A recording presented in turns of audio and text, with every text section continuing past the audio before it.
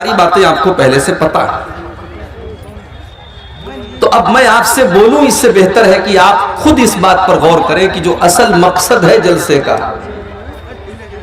ईदगाह की तामीर और ईदगाह की तरक्की के लिए जलसा हुआ है। आप बगैर कहे दिल खोल करके आप यहां ताउन करें।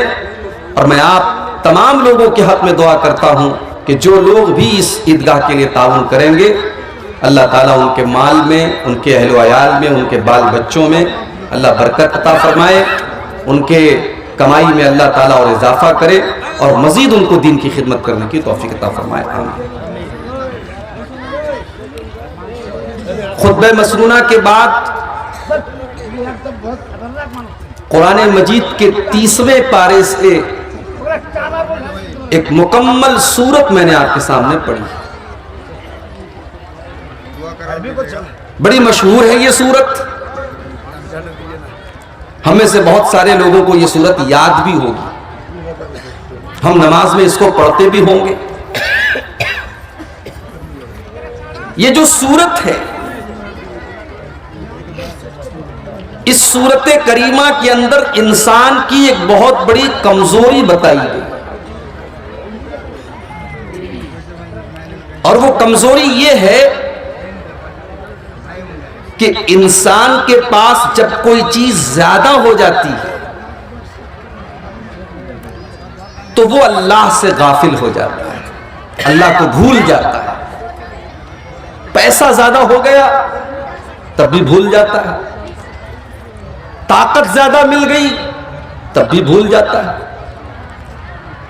हुकूमत मिल गई तब भी भूल जाता है, जवानी में खूबसूरती मिल गई लड़का या लड़की को, वो उसके चक्कर में पड़ जाता है। जब कोई चीज ज्यादा मिल जाती, अधिक मिल जाती है, औकात से ज्यादा मिल जाती है, तो इंसान अल्लाह को भूल जाता है। अल्लाहुम तकासुर हत्ता ज़ुरतुमुल मकाबिर। बड़े गौर से सुनिएगा, पहले मैं इस सूरत करीमा का तर्जमा करूंगा और उसके बाद मैं डिटेल से इसके बारे में आपको बताऊंगा। अल्लाहुमुत तकासुर, मेरे बंदो तुमको गफलत में डाल दिया, तुमको गाफिल कर दिया, तुमको अल्लाह ताला से दूर कर दिया तकासुर ने। अब तकासुर का मतलब क्या है? हिंदी में कहते हैं किसी चीज का अधिक हो जाना,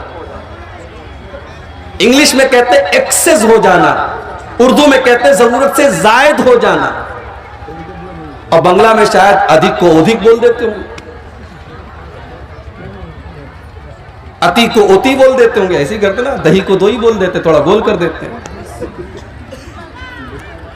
किसी चीज का जरूरत से ज्यादा हो जाना, एक्स्ट्रा हो जाना, दैट इज कॉल्ड तकासुर। अब यहां पर आप रुक जाइए और कुरान की एक और आयत में आपको याद दिलाता हूं जो सूरह हदीद के अंदर है। उसमें अल्लाह ताला ने एक आयत के अंदर पूरी इंसान के जीवन की यात्रा का जिक्र किया है। बचपन से लेकर बुढ़ापे तक इंसान के जीवन में, इंसान की जिंदगी में कौन कौन सा दौर आता है, अल्लाह ने वो सारे दौर उस आयत के अंदर जिक्र कर दिया। इन्नमल हयातुद दुनिया लहवुन व लइबुन व ज़ीनतुन व तफाखुरुन बैनकुम व तकासुरुन फिल अमवालि वल औलाद। ये दुनिया की जिंदगी क्या है? फरमाया इन्नमल हयातुद दुनिया लइबुन व लहवुन, ये तो खेल है। बच्चा पैदा होता है, 3-4 साल का होता है, उसका एक ही काम है, टाइम पर खाना खाएगा, रात में सोएगा और बाकी टाइम वो खेलेगा। उसे कमाई की कोई चिंता नहीं, न बाप का प्रेशर है कि तू कमा के ला, न मां का दबाव है तू कमा के ला, न बीवी न बच्चे न कोई जिम्मेदारी। इसीलिए किसी शायर ने अपनी शायरी के अंदर भी ये कहा है कि भले छीन लो मुझसे मेरी जवानी, मगर मुझको लौटा दो मेरा वो बचपन।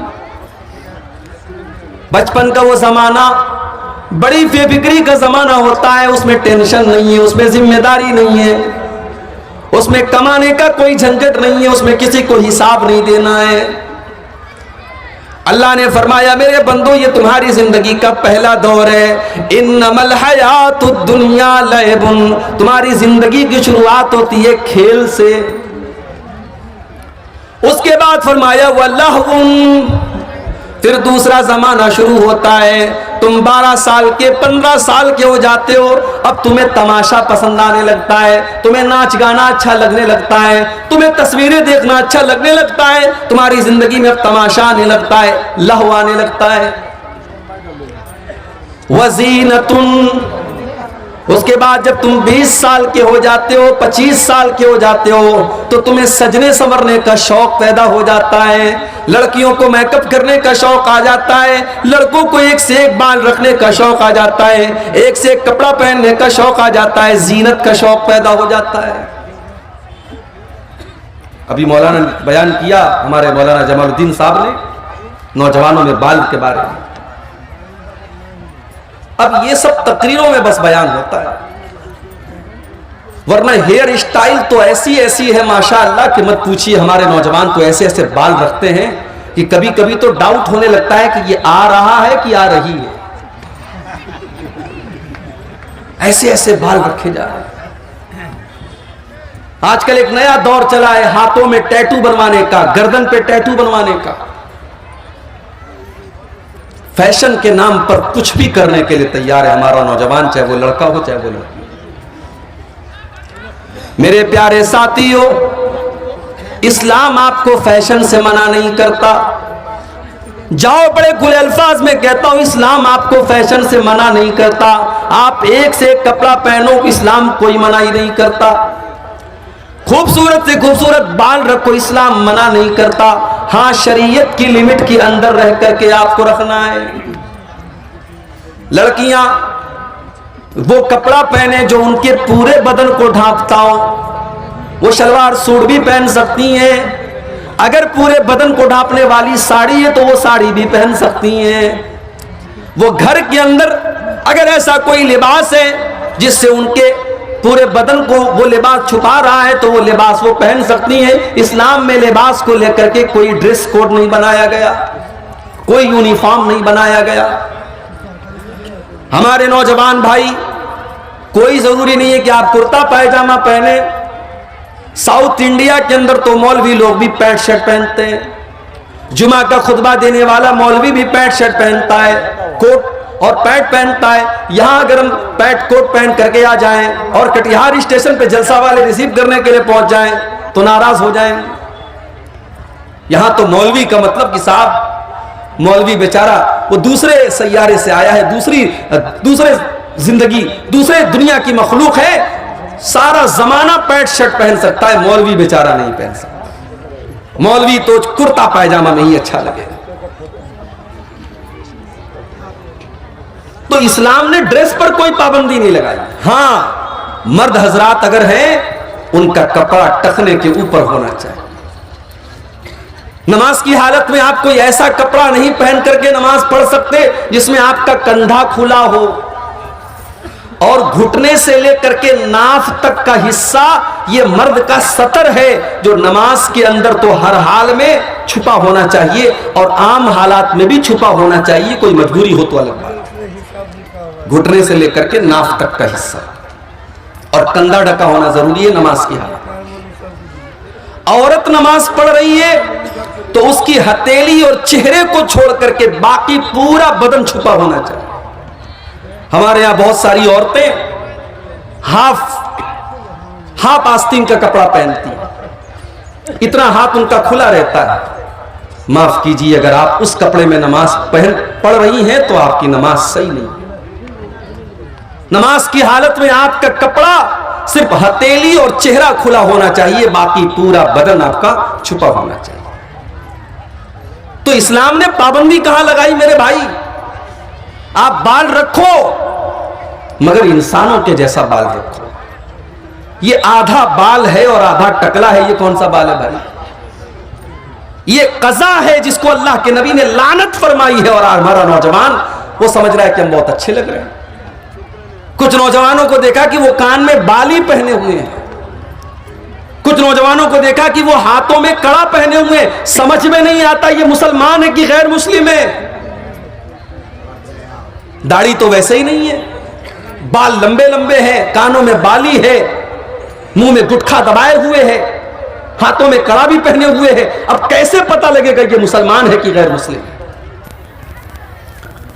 अल्लाह ने फरमाया मेरे बंदो, तुम्हारी जिंदगी का एक दौर वो भी आता है वज़ीनतुन, तुम सजते हो, संवरते हो, आईने के सामने देर तक खड़े रहते हो, अपने आप को सजाते हो, संवारते हो, अपने चेहरे पर क्रीम लगाते हो, अपने सर के ऊपर तुम तेल लगाते हो, अपने हेयर स्टाइल पर तुम्हें बड़ा नाज होता है। वज़ीनतुन, तुम्हारी जिंदगी का ये तीसरा दौर है।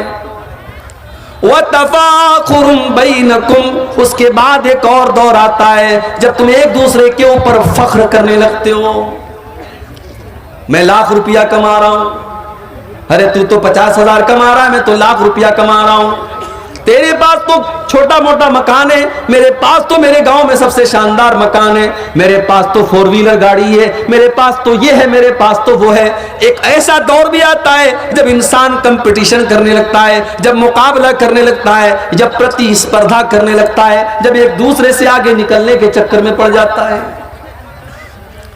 वतकासुरुन फिल अमवाली वल औलाद, 35 साल का हो गया, शादी हो गई, बच्चे भी हो गए, फिर और बड़ा हुआ, 40 साल का हुआ, अब बच्चे भी बड़े बड़े होने लगे, कुछ बच्चियों की शादी भी हो गई, अब नाती नतनी भी हो गए, नवासे भी हो गए, पोते पोतियां भी होने लगे। अब तो बस एक ही दिल का इरादा है कि खूब ढेर सारा पैसा हो जाए और ढेर सारा मेरा परिवार बड़ा हो जाए, मेरे बच्चे, मेरे पोते, मेरे नवासे जब मेरे सामने आ जाएं तो मुझे लगे कि मेरा कितना बड़ा कुंबा है, मेरा कितना बड़ा परिवार है। वतकासुरुन फिल अमवाली वल औलाद, मेरे बंदो जब तुम बुढ़ापे को पहुंच जाते हो तो अब तुम्हारी जिंदगी का बस एक ही मिशन है कि ढेर सारा माल हो जाए और ढेर सारे बच्चे और आलो औलाद हो जाए। कमसली गैसिन आजबल कुफ्फार नबातुहु तुम्मा यहीजु फतराहु मुस्फर्रा तुम्मा यकूनु हुतामा। मेरे बंदो, जब आसमान से बारिश होती है तो जमीन से जो पैदावार निकलती है वो पहले हरी भरी होती है, वो पहले हरी भरी होती है, फिर वो पीली होने लगती है, फिर वो पकने लगती है, और फिर एक टाइम ऐसा आता है जब खेत को काट दिया जाता है, धान के खेतों को काट दिया गया, पूरा मैदान सफा चट हो गया। मेरे बंदो, एक दिन तुम्हारी जिंदगी की फसल भी कट जाएगी, एक दिन तुम्हारी जवानी ढल जाएगी, एक दिन तुम्हारी खूबसूरती खत्म हो जाएगी, तुम्हारा पैसा खत्म हो जाएगा, तुम्हारी दौलत खत्म हो जाएगी, तुम्हारे बदन की ताकत खत्म हो जाएगी, तुम कटी हुई फसल की तरह हो जाओगे। अब आ जाइए आप वापस कुरान के 30वें पारे। अल्लाकुमुत तकासुर, मेरे बंदो तुमको गाफिल कर दिया है कसरत की चाहत ने, ज्यादा माल कमाने के चक्कर में, ज्यादा पैसा कमाने के चक्कर में, ज्यादा ताकत के नशे ने, ज्यादा हुकूमत के नशे ने तुमको अल्लाह से गाफिल कर दिया है। ओ पैसा कमाने वालों, पैसा तो कारून के पास भी बहुत था, इतना पैसा था कारून के पास, कुरान कहता है व आतैनाहु मिनल कुनूज़ि मा इन्न मफातिहहु लतनूउ बिल उस्बा। इतना खजाना था कारून के पास, उसके खजानों की चाबियों को बड़े बड़े पहलवान बड़ी मुश्किल से उठाते थे। कारून जब कपड़ा पहन करके निकलता था, जब सज संवर करके निकलता था, तो कारून की कौम के लोग कहते थे या लैत लना मिस्ला मा ऊतिया कारून, काश हमारे पास भी इतनी धन दौलत होती, हमारे पास भी इतना पैसा होता जो कारून के पास है, हमारे पास भी कारून के जैसा कपड़ा होता, हमारे पास भी कारून के जैसी दौलत होती। ओ मेरी प्यारी माँ बहनों, आज दूसरों के कपड़े देख करके तुम अपने शौहरों को आ करके सुनाती हो मेरी सहेली ने ऐसा कपड़ा खरीदा, मेरी पड़ोसन ने ऐसा कपड़ा खरीदा, मेरी सहेली के शौहर ने उसको नाक की कील दिलाई, उसको कान की ईयररिंग दिलाई। तुमको इससे कोई मतलब नहीं। शौहर बेचारा कहां कहां से कमा करके तुम्हारी घर गृहस्थी जुटा रहा है, तुम्हारा परिवार चला रहा है। तुम दूसरों का कपड़ा और दूसरों का जेवर देख करके अपने शौहरों को परेशान करती हो। और मैंने तो यहां तक देखा कितनी औरतें ऐसी हैं, शौहर बेचारा कहता है मैं क्या करूं, मैं तो मामूली दुकानदार हूं, 500 रुपये रोजाना कमाता हूं, जो कमाता हूं उतना मेरा खर्च है, मैं कहां से तेरे सोने का जेवर बनवाऊं, मैं कहां से तेरे हाथों में सोने की चूड़ी ला करके दूं। तो बीवी कहती है मुझे इससे कोई मतलब नहीं, तुम चोरी करो, तुम डाका डालो, लेकिन मुझे सोने की चूड़ी ला करके दो। कितनी बीवियां हैं जो अपने शौहरों को हराम कमाई खाने पर मजबूर करती हैं। मेरी प्यारी माओ बहनों, मुझे अच्छी तरीके से सीमांचल के जलसों का पता है। पिंडाल में जितनी औरतें उससे ज्यादा तो आपको सड़कों पर मिल जाएंगी। मुझे अच्छी तरीके से पता है कि आप जलसों के अंदर भी क्या मिजाज आपने बना करके रखा है। अल्लाह के वास्ते मेरी प्यारी माओ बहनों, कभी अगर मौका मिले तो अपने नबी की बीवियों के हालात भी जाकर के देख लेना। उन्होंने कैसी जिंदगी गुजारी है, उन्होंने क्या खाया है, उन्होंने क्या पहना है, उनकी जिंदगी कैसी गुजरी है। जरा नबी के परिवार की जिंदगी भी आप उठा के देखो। अम्मा आयशा मेरे नबी की बीवी हैं, हम सब की मां हैं। अम्मा आयशा अपने भांजे से कहती हैं कि ऐ मेरे भांजे उर्वा, हम 2-2 महीने तक हमारे घर में चूल्हा नहीं जलता था, 2-2 महीने का चांद हम देख लेते थे। वमा युक़दु फी अबियाति रसूलिल्लाहि सल्लल्लाहु अलैहि वसल्लम नार, अल्लाह के नबी के घर में चूल्हा नहीं जलता था। उर्वा ने पूछा खाला जान, जब चूल्हा नहीं जलता था तो आप लोग क्या खाते थे, कैसे आपकी जिंदगी गुजरती थी? अम्मा आयशा फरमाती हैं अल-अस्वदान अत-तम्रु वल मा, ऐ मेरे भांजे हम खजूर खा लेते थे और पानी पी लेते थे और इसी पर गुजारा कर लिया करते थे। बड़ी कुर्बानियां दी हैं नबी के घर वालों ने, फाके किए, भूखे रहे। जरा नबी के कमरों का हाल देखो। मैं जब सीमांचल में आज एक मदरसे में गया, देखा कि 300 बच्चियां पढ़ रही हैं। मदरसा छोटा सा है, टीन का शेड है, मिट्टी का फर्श है। मैंने देखा कि आज के दौर में जब लोगों के पास इतने शानदार मकान है, आज भी बिहार के और सीमांचल के अंदर ऐसे मदरसे चल रहे हैं, ये कितनी बड़ी बात है। मुझे अल्लाह के नबी के कमरों की याद आई जिसका जिक्र हदीस की किताबों में किया गया। नबी के कमरे कैसे थे? हदीस में आता है मिट्टी का फर्श होता था, खजूर के पत्तों का और खजूर के दरख्तों का पिलर होता था और उसका छप्पर होता था। एक मामूली सा टाट का पर्दा लटका रहता था और छत की हाइट इतनी कम थी कि अगर हाथ उठाया जाए तो हाथ छत से टच कर जाता था। ये छोटे छोटे कमरे थे, ये प्यारे नबी का कमरा होता था। ये कमरे छोटे थे, इसमें कोई मार्बल नहीं था, इसमें कोई लाइटिंग नहीं थी, इसमें कोई डेकोरेशन नहीं था, इसमें कोई दुनिया के एतबार से कोई खूबसूरती नहीं थी।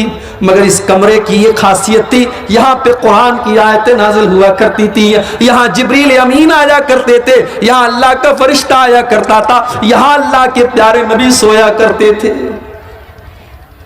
जब अब्दुल मलिक बिन मरवान का दौर आया और मस्जिद नबी को जब और लंबा चौड़ा किया जाने लगा, जब उसके विस्तार की योजना बनाई गई तो यह तय किया गया कि अल्लाह के नबी के कमरों को तोड़ दिया जाए। उस जमाने में हजरत सईद इब्ने मुसय्यब जिंदा थे जो बहुत बड़े ताबई थे। उन्होंने कहा ऐ काश मेरे बस में होता तो मैं मना कर देता कि ओ लोगों, अल्लाह के नबी के इन कमरों को न तोड़ो, अल्लाह के नबी के इन कमरों को इनके हाल पर रहने दो, ताकि आने वाली नस्लें देखे कि जनाबे मोहम्मद रसूलुल्लाह की बीवियों ने कैसे कमरों में जिंदगी गुजारी है, ताकि आने वाली नस्लें देखे कि उनके नबी ने कैसी जिंदगी गुजारी है।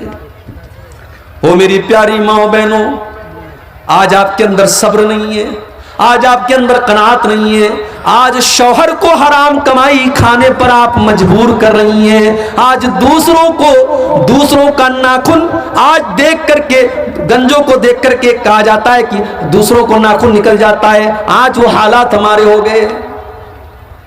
दूसरों की दौलत देख करके, दूसरों के जेवरात देख करके, दूसरों के कपड़े देख करके हमारे पेट में दर्द होने लगता है।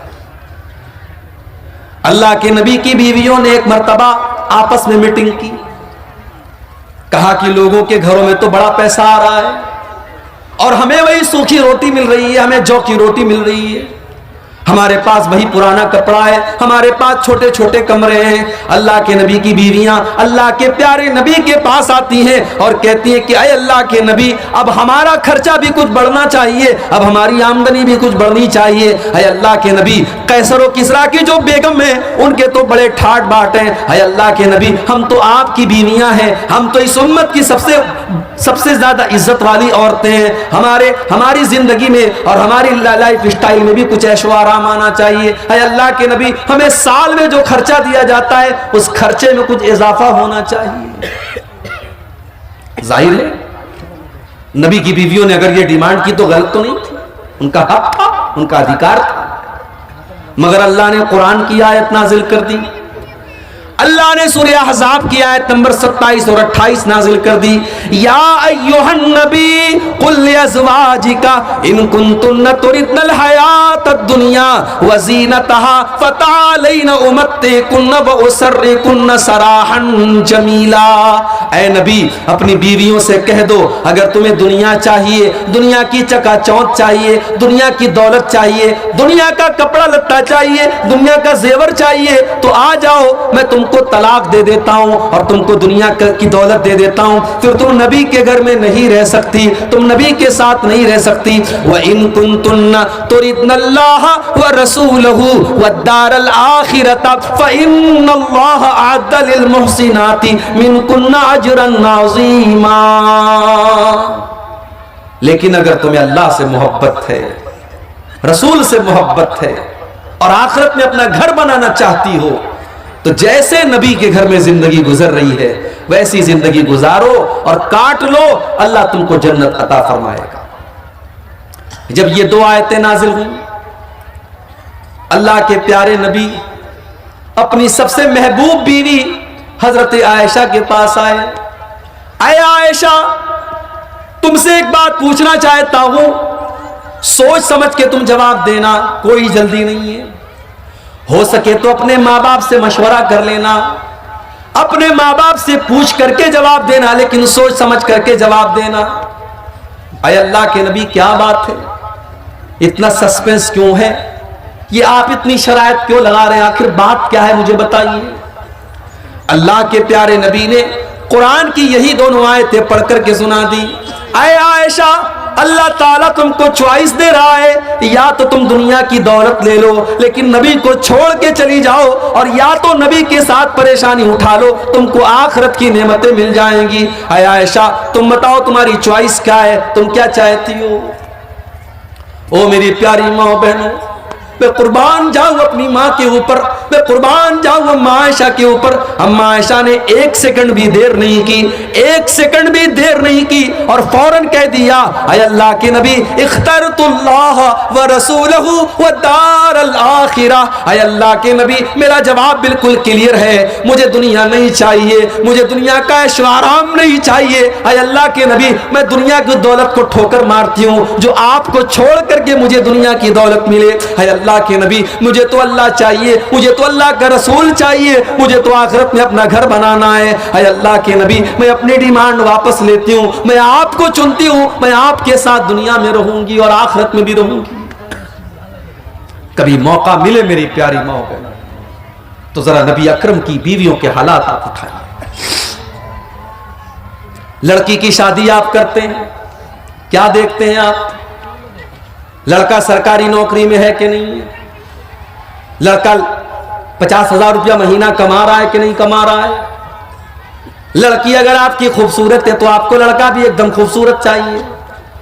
दीनदारी आज कौन पूछता है मेरे भाई, आज दीनदार लड़के बेचारे परेशान हैं, उनके रिश्ते नहीं मिल रहे हैं, दीनदार लड़कियां परेशान हैं, उनके लिए रिश्ते नहीं मिल रहे हैं। लड़कों की डिमांड कि लंबा चौड़ा जहेज मिलना चाहिए और लड़की वालों की डिमांड कि सरकारी नौकरी वाला और अच्छा कमाने वाला और लाखों कमाने वाला दामाद चाहिए। ओ लोगों, जरा नबी के चारों दामाद के हालात भी पढ़ लेना। नबी को भी अल्लाह ने 4-4 बेटियां दी थी और अल्लाह के नबी ने 4-4 बेटियों की शादी की थी। और अल्लाह की कसम, नबी की चारों बेटियों के निकाह में कोई बारात नहीं आई, कोई जहेज नहीं दिया गया, कोई डिमांड नहीं की गई, कोई बैंड बाजा नहीं बजाया गया, कोई गीत नहीं गाया गया, कोई हराम काम नहीं किया गया। और नबी ने रिश्ते में क्या देखा? दीनदारी देखी। नबी ने सबसे लाडली बेटी और सबसे छोटी बेटी का निकाह हजरत अली के साथ किया। और जब हजरत अली को अल्लाह के नबी ने दामाद बनाया तो उनके पास रहने को अपना घर भी नहीं था, उनके पास अपना बिस्तर भी नहीं था, उनके पास अपनी गिरस्ती को बनाने के लिए सामान, जरूरत के सामान भी नहीं थे। इसीलिए जब अल्लाह के नबी ने हजरत फातिमा की शादी की तो गिरस्ती को बनाने के लिए आपने बिस्तर भी दिया, आपने तकिया भी दिया, आपने चादर भी दिया, आपने बर्तन भी दिया ताकि गिरस्ती बन जाए। नबी ने दामाद के अंदर दीनदारी देखी, अखलाक देखा, कैरेक्टर देखा, किरदार देखा। शादी हो गई। नबी की सबसे लाडली बेटी ससुराल में सारे काम खुद करती है, हसन और हुसैन की परवरिश भी कर रही है और पानी भर भर के ला रही है, घर की सफाई भी कर रही है, आटा भी अपने हाथों से गूंथ रही है, सारे घर के काम कर रही है। कोई नौकरानी नहीं है, कोई गुलाम नहीं है, कोई नौकर नहीं है। हजरत फातिमा को पता चला मेरे अब्बा जान के पास कुछ गुलाम आए हैं, कुछ लौंडियां आई हैं। बुखारी के अल्फाज हैं, हजरत फातिमा अपने अब्बा से मिलने के लिए आती हैं, अब्बा से मुलाकात नहीं होती है। हजरत फातिमा अम्मा आयशा को ये पैगाम सुनाती हैं, मेरे अब्बा जान आए तो उनको बता देना कि आपकी बेटी फातिमा आपसे मिलने के लिए आई थी, और वो इसलिए आई थी क्योंकि उस आपकी बेटी के हाथों पर मेहनत करने की वजह से निशान पड़ गए हैं, आपकी लाडली बेटी के हाथों पर निशान पड़ गए हैं। अब्बा जान अगर हो सके तो अपनी बेटी को एक गुलाम दे देना, एक नौकर दे देना, आपकी बेटी को घर में काम करने में कुछ सहूलत मिल जाए, उसको सपोर्ट मिल जाए, कोई नौकर दे देना। शाम को अल्लाह के नबी घर में आए, अम्मा आयशा ने बताया कि आपकी बेटी मिलने के लिए आई थी और आपसे गुलाम मांग रही है। बुखारी के अल्फाज हैं, अल्लाह के नबी उसी वक्त अपनी बेटी के घर पहुंचे, दरवाजा खटखटाया, दरवाजा खुला, बिस्तर पर पहुंचे, दामाद अली भी मौजूद है और बेटी फातिमा भी मौजूद है। आपने कहा है अली, है फातिमा, है मेरी बेटी, है मेरे दामाद, मेरे पास गुलाम तो आए हैं मगर मैं वो गुलाम तुम्हें नहीं दे सकता। इसलिए नहीं दे सकता कि मेरा जो मदरसा चल रहा है, मेरी मस्जिद के अंदर जो मेरे स्टूडेंट पढ़ रहे हैं, असहाबे सुफ़ा के नाम से जो मेरे स्टूडेंट हैं, जो मेरे दीन के तालिब इल्म हैं, उनको खिलाने पिलाने का मेरे पास कोई इंतजाम नहीं है। मैं उन गुलामों को बेच करके अपने उन गरीब सहाबा के खाने पीने का इंतजाम करूंगा। ऐ अली, ऐ फातिमा, मैं तुमको कोई गुलाम नहीं दे सकता। उस जमाने में भी मदरसे के बच्चों के लिए